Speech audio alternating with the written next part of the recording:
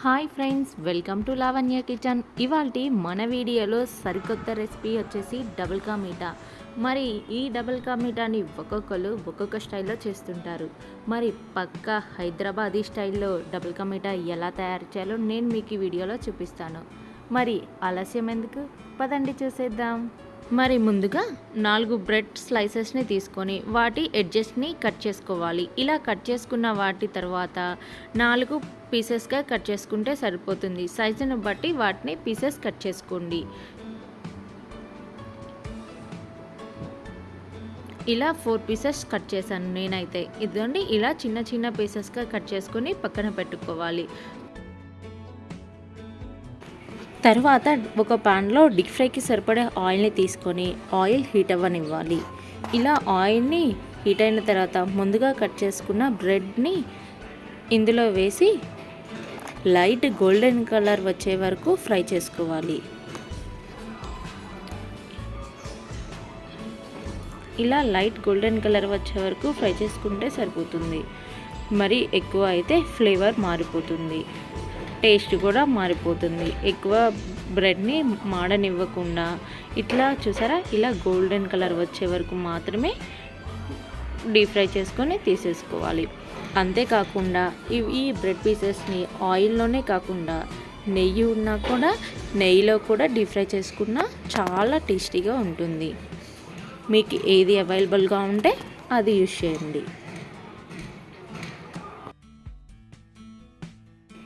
ఇలాగే మిగతా బ్రెడ్ స్లైసెస్ని కూడా తీసుకొని డీప్ ఫ్రై చేసుకొని పక్కన పెట్టుకుందాం.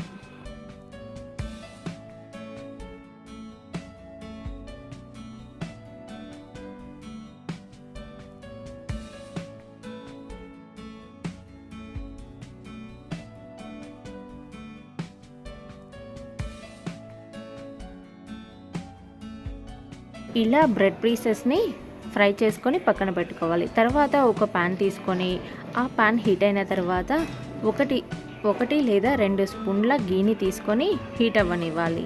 ఇలా హీట్ అయిన తర్వాత వీటిలో డ్రై ఫ్రూట్స్ వేసుకొని ఫ్రై చేసుకుందాం. ఇక్కడ నేను కాజు, బాదం, కిస్మిస్ని వేస్తున్నాను. మీకు ఇంకా డ్రై ఫ్రూట్స్ ఎక్స్ట్రా ఉంటే అవి కూడా యాడ్ చేసుకొని ఇలా ఫ్రై చేసుకోవచ్చు. ఇలా లో ఫ్లేమ్లో ఫ్రై చేసుకోవాలి. ఇలా ఫ్రై అయిన డ్రై ఫ్రూట్స్ని ఇంకొక ప్లేట్లోకి తీసుకోవాలి.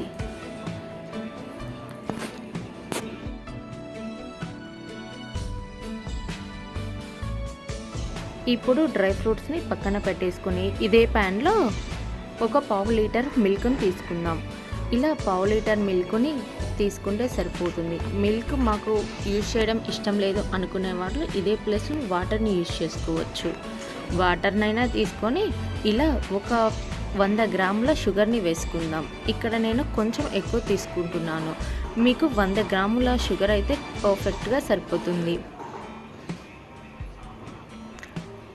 ఇలా మిల్క్ని కొంచెం సేపు కాగనివ్వాలి. ఒక 5-10 మినిట్స్ వరకు కాగనిచ్చిన తర్వాత ఇక్కడ నేను 2 ఇలాచీని వేస్తున్నాను ఫ్లేవర్ కోసం. చూసారా, ఇప్పుడు ముందుగా డీప్ ఫ్రై చేసి పెట్టుకున్న బ్రెడ్ పీసెస్ని వేసేసుకోవాలి.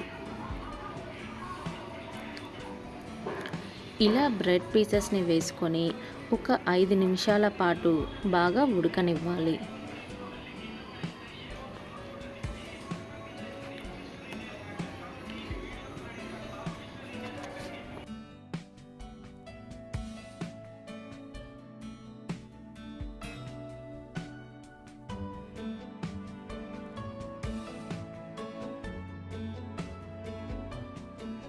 ఇప్పుడు ఒక్కసారి కలుపుదాం.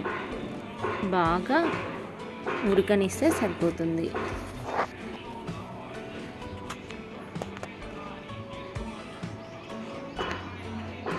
ఇప్పుడు మనం కలర్ కోసం ఫుడ్ కలర్ని యూజ్ చేస్తున్నాను. ఇక్కడ నేను ఎల్లో కలర్ని వేస్తున్నాను. మీకు రెడ్ కలర్ కనుక అవైలబుల్గా ఉంటే రెడ్ కలర్ వేసుకోండి. లేదు అనుకున్నప్పుడు కుంకుమ పువ్వు ఉంటే కుంకుమ పువ్వు అయినా యాడ్ చేసుకోండి.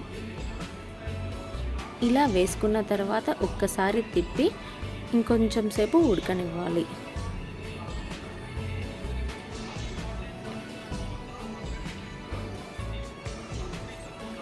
ఇప్పుడు ముందుగా ఫ్రై చేసి పెట్టుకున్న డ్రై ఫ్రూట్స్ని వేసుకుందాం.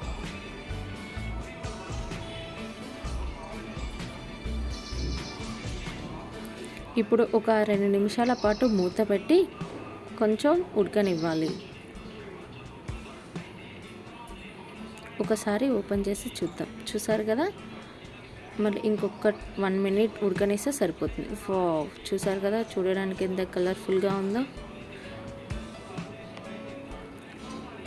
టేస్టీ ఎమ్మి డబుల్ కా మీఠా రెడీ.